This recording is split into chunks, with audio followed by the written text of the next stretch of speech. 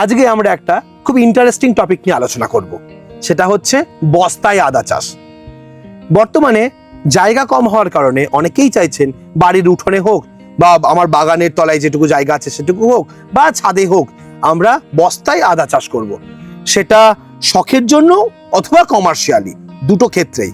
সেই বিষয়ে জানার জন্য আজ আমরা এসেছি বিধানচন্দ্র কৃষি বিশ্ববিদ্যালয়ের কল্যাণীর যে এগ্রিকালচার প্লট রয়েছে সেখানেই, এবং আমার সঙ্গে রয়েছেন এই আদা চাষ সম্পর্কে তথ্য দিতে একজন প্রফেসর।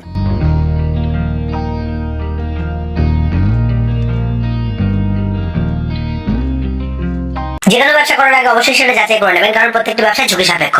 স্যার নমস্কার। নমস্কার, আপনার পরিচয়টা স্যার একটু দেবেন। আমি অধ্যাপক দীপক কুমার ঘোষ, এই মশলা বিভাগের অধ্যাপক, এবং আমাদের ভারত সরকারের মশলার উপরে একটি প্রকল্প চলে, সেই প্রকল্পের ইনচার্জ। ওকে স্যার, আজকের দিনে বহু মানুষই জায়গার অভাবে হোক বা এগ্রিকালচারের সঙ্গে যুক্ত থাকতে চায় সেই পারপাস হোক, অনেকেই আদা চাষ করতে চান, কারণ এটা আমাদের দৈনন্দিন জীবনে যেমন লাগে, একটা কমার্শিয়াল দিকও আছে। এই বস্তায় আদা চাষ সম্পর্কে আমরা আপনার কাছ থেকে তথ্য নিতে চাইবো। অবশ্যই।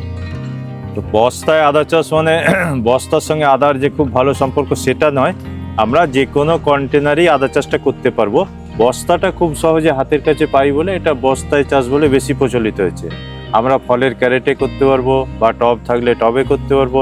আর মাটিতে তো হয় দেখছেনই, আমাদের বিরাট 10 বিঘা মতো জমিতে আদা চাষ হয়। বিরাট বড় প্লট রয়েছে এখানে আছে, আর একটা ফিল্ড আছে, প্রচুর আদা হয়। এই বস্তায় বা প্যাকেটে বা গ্রো ব্যাগে আদা চাষটা ক্ষুদ্র চাষি বা যারা শখের চাষ করেন, রূপ গার্ডেন ইত্যাদির জন্য।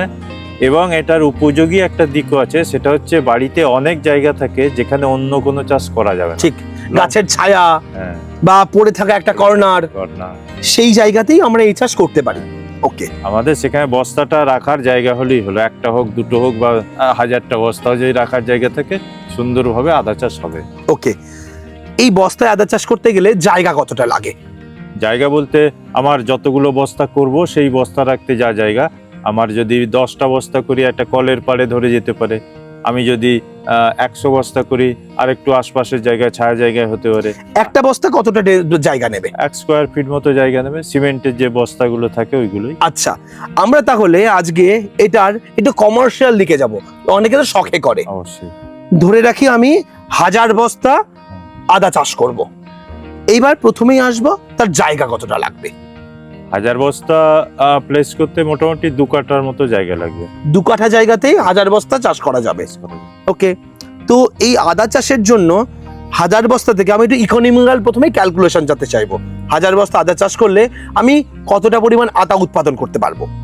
আমাদের এই বস্তায় চাষ করতে একটা বস্তায় যদি কিছুটা ন্যাচারাল ম্যাটেরিয়াল দিয়ে করি, হ্যাঁ, আশপাশে যে সমস্ত জৈব পাওয়া যায় বা ইয়ে হয়, শুধু আদার খরচ 100 গ্রাম আদা লাগবে একটা বস্তায়। আচ্ছা, 100 গ্রাম আদা কত দাম হবে? ম্যাক্সিমাম 10 টাকা, 5 টাকা।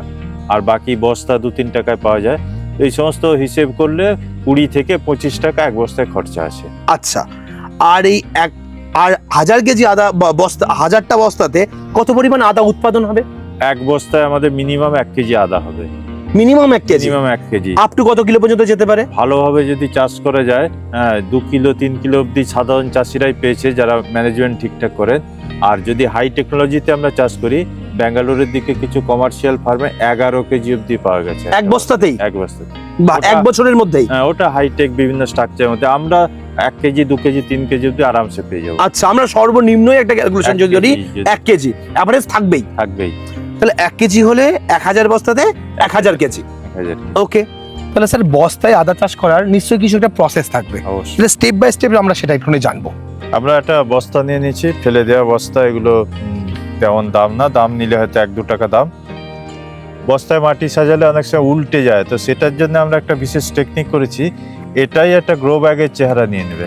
একটা গ্রো ব্যাগ কিনতে গেলে 70-80-100 টাকা দাম পড়ে, কিন্তু এই 2 টাকার ব্যাগটাকে আমরা গ্রো ব্যাগ করে দেবো। তার জন্য এইখানটা একটা শক্ত করে দড়ি দিয়ে বাঁধন দেবো। বাঁধন দেওয়ার পরে এই বস্তাটা যখন আমরা উল্টে নিয়ে মাটিতে বসাবো, মানে এটাকে উল্টে দিতে হবে। এবার এটা ভেতরটা উল্টে দেবো।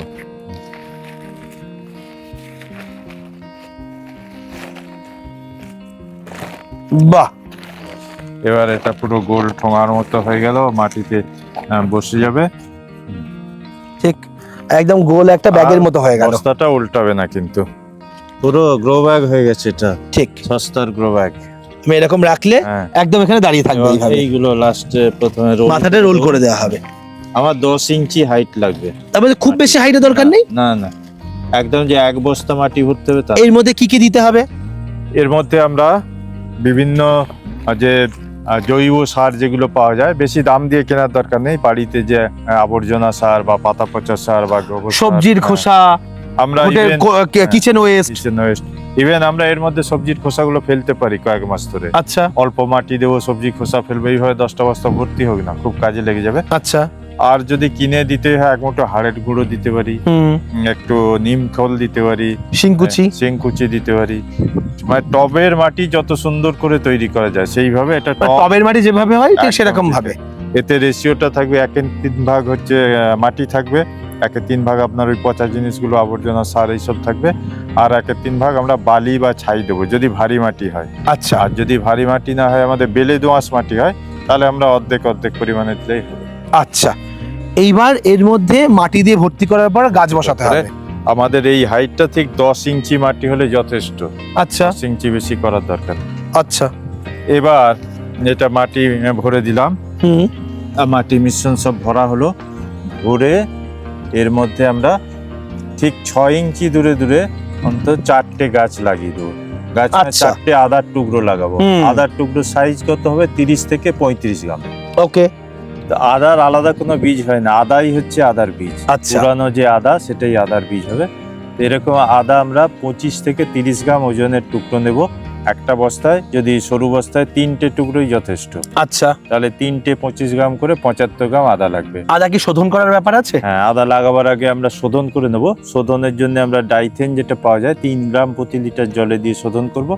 বা যদি কেউ বাড়িতে খাওয়ার জন্য অল্প করে করেন, জৈব উপায় করতে পারেন, ট্রাইকোডার্মা দিয়ে শোধন করে নেবেন। আচ্ছা, শোধন করে আদাটা বসিয়ে দিয়ে আদাটা বসিয়ে দেবো। এরকম কতটা ডিপে বসাবো?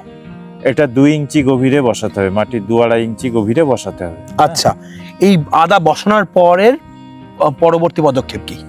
পরবর্তী পদক্ষেপ হচ্ছে এটা খোলা জায়গায়, ছায়া জায়গায়, যেখানে আপনার অকেজো জায়গা আছে, দামি জায়গা লাগবে না। অন্য ফসল যেখানে হয় আপনি অন্য করুন, বেগুন চাষ, লঙ্কা চাষ বাড়িতে করুন।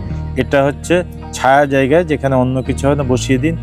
এটা 20-25 দিন পরে গাছ বেরোনো শুরু হয়ে মানে যাবে। ঠিক এরকম ভাবে কল আসতে শুরু করবে। এরকম কল আসবে, ঠিক এটা 1 মাস মতো বয়স এই হাইটের চারা হয়ে যাবে। আচ্ছা, প্রথমে এরকম কল বেরোবে এবং তারপরে ঠিক 1 মাসের মাথায় এরকম হাইটের চারা হয়ে যাবে।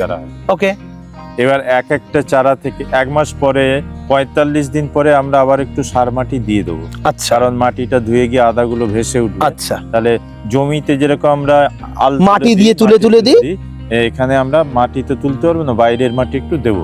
আচ্ছা, ঠিক 1-1.5 ইঞ্চি দিলেই হবে। ওকে, তারপরে আবার 100 দিন পরে আমরা আরেকবার ওইভাবে মাটি দেবো। এই 2বার মাটি দেওয়া মানে জমিতে 2বার মাটি তোলার মতো কাজ হয়ে গেল। আচ্ছা, আর ওই সময় আমরা যে 10, 26, 60টা পাওয়া যায়, বস্তা পিছু 1 চামচ করে দিলেই যথেষ্ট। তাহলে তার গ্রোথটা ঠিকঠাক হবে। তাহলে এইটা মোটামুটি কতদিন পর্যন্ত এরকম বস্তায় থাকবে? এটা 5 থেকে 6 মাস থাকবে, তারপরে আমরা তুলে নিতে পারবো খাওয়ার জন্য। 6 মাসেই হারভেস্ট করতে পারবো। আর যদি আমরা মনে করি এটা থেকে আবার বীজ করবো পরে হ্যাঁ। বছরে, তাহলে সেটা আমরা একটু ম্যাচিওর বেশি করে নেবো। 7-8 মাস রেখে দেবো, গাছটা যখন শুকিয়ে যাবে তখন harvest।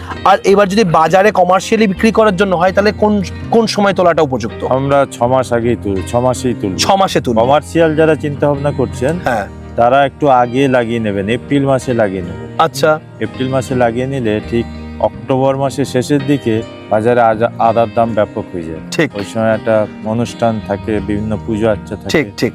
তো ওই সময় তোলার জন্য আমরা এপ্রিলে আদা লাগাবো। তাহলে ঠিক বলেছেন। এই জায়গায় আমি তাহলে প্রশ্নটা করি আপনাকে, যে আদা চাষের তাহলে লাগানোর সময় কখন?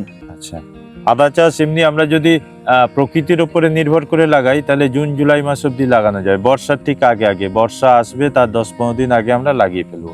তাহলে আমাদের শেষ সব বেঁচে যাবে। আর যদি বাজারের উপর ডিপেন্ড করে করি তাহলে এপ্রিল মাসে লাগাবো। মার্চের শেষ থেকে এপ্রিলে 15-এর মধ্যে লাগিয়ে দিতে পারি। ওকে, এবং সেটা হারভেস্টিং হবে 6 মাসের মাথায়। 6 মাসের মাথায়। আচ্ছা, যদি আমি লেটে লাগাই তাহলে ওই ডিসেম্বর জানুয়ারি থেকে উঠবে, আর যদি আগে লাগাই তাহলে অক্টোবরের দিকে গিয়ে উঠবে। ডিসেম্বর জানুয়ারিতে আদার দামটা একটু কমে যায়, তখন সব জায়গায় উঠছে। হ্যাঁ হ্যাঁ হ্যাঁ, তাহলে চেষ্টা করতে হবে কমার্শিয়ালি করলে অক্টোবরের মধ্যে হারভেস্ট করার।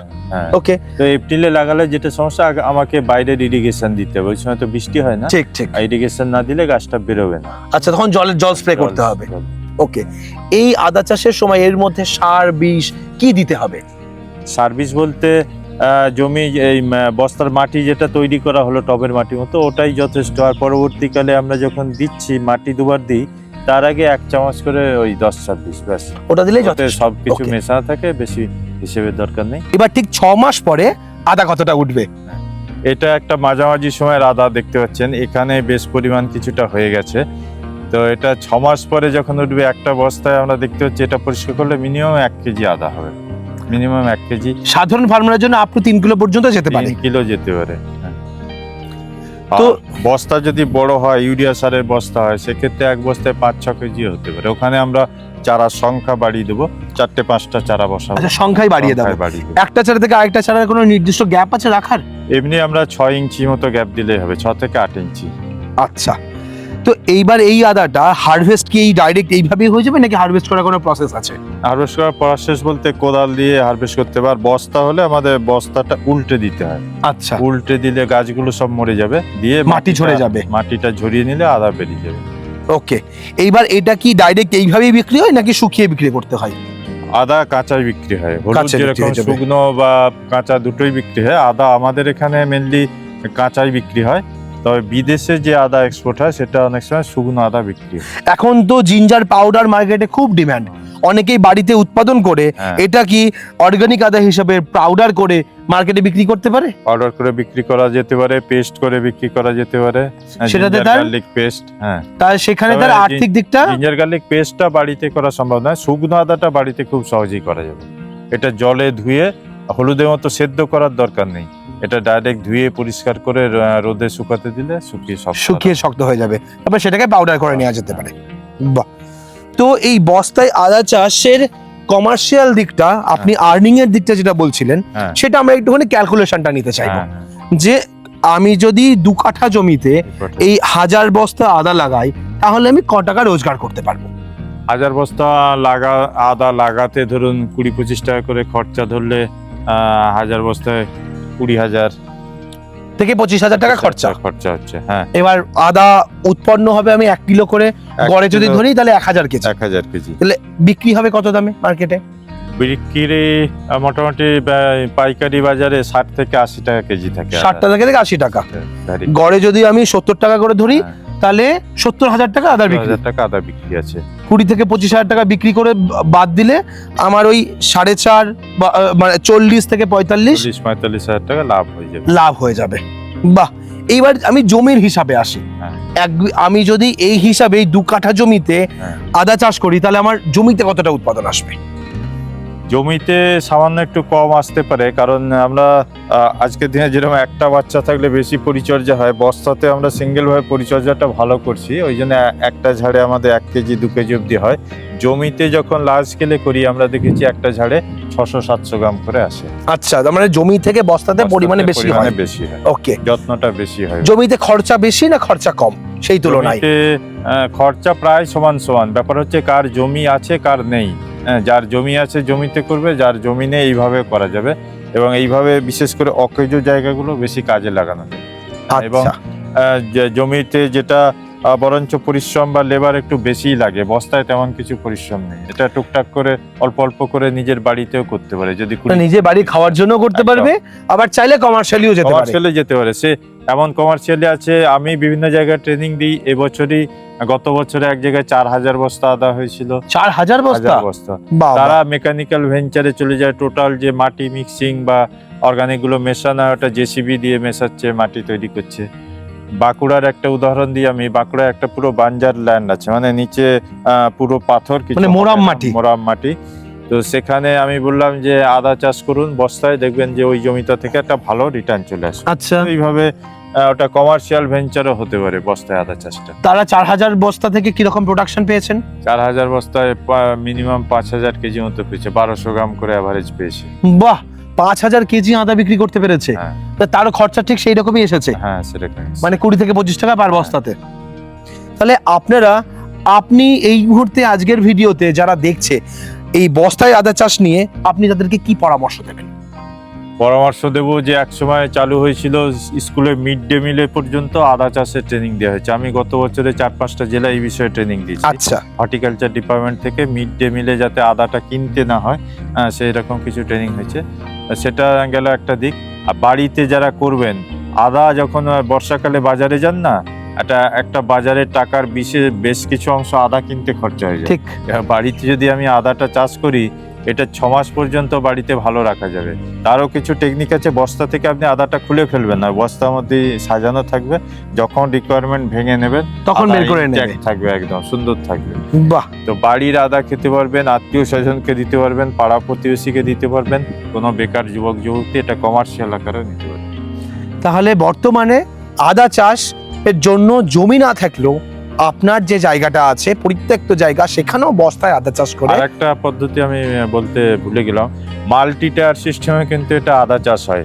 বিভিন্ন ব্যাঙ্গালোর বা ওই সাইডে হাইটেক হর্টিকালচার যে সমস্ত জায়গাগুলো আছে, ভার্টিক্যাল গার্ডেনিং যেগুলো, ওরা র্যাক করে সেই র্যাকের মধ্যে আদা সাজিয়ে সাজিয়ে ওই 2 কাঠা জায়গাতে আমি আবার 4-5টা লেয়ারে আদা করে ওখান থেকে 4-5 গুণ আবার আয় বাড়িয়ে নিতে পারি। মানে অল্প জায়গাতেই আমি ভার্টিক্যালি পরপর তাক করে পরপর সেখানে আদা চাষ করব। এখানে বস্তা আমি সাজিয়ে দেবো, 4টে বস্তা, যে 4টে বাঁশের তাক করে নিয়ে আমার লোকাল মেটেরিয়াল দিয়ে 4 গুণ বেড়ে গেল, আবার বাহ, 2 কাঠা জমি 8 কাঠার সমান হয়ে গেল।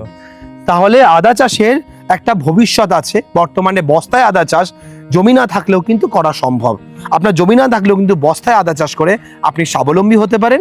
তার পাশাপাশি বাড়িতে নিজের বাড়ির দৈনন্দিন ব্যবহারের জন্য কিন্তু আদা চাষ করতে পারেন। আজকের ভিডিওটা কেমন লাগলো অবশ্যই কমেন্ট করে জানাবেন। এই বিষয়ে আরো বেশি তথ্য নিতে হলে, এই বিষয়ে ট্রেনিং নিতে হলে, এই আদা চাষ শিখতে হলে আপনারা যোগাযোগ করতে পারেন স্ক্রিনে দেওয়া নাম্বারে। আমরা আপনাদের আদা চাষে শেখাতে সহায়তা করব। তাই এই আদা চাষ করতে হলে, এই আদা চাষ শিখতে হলে আপনারা স্ক্রিনে দেওয়া নাম্বারে যোগাযোগ করতে পারেন। আমরা আপনাদের আদা চাষ শেখাতে সহায়তা করব। আজকের ভিডিওটা আমরা এখানেই শেষ করছি। পরবর্তী ভিডিওতে নতুন কোনো টপিক নিয়ে ফিরে আসবো। ততক্ষণ ভালো থাকবেন, সুস্থ থাকবেন। বাই।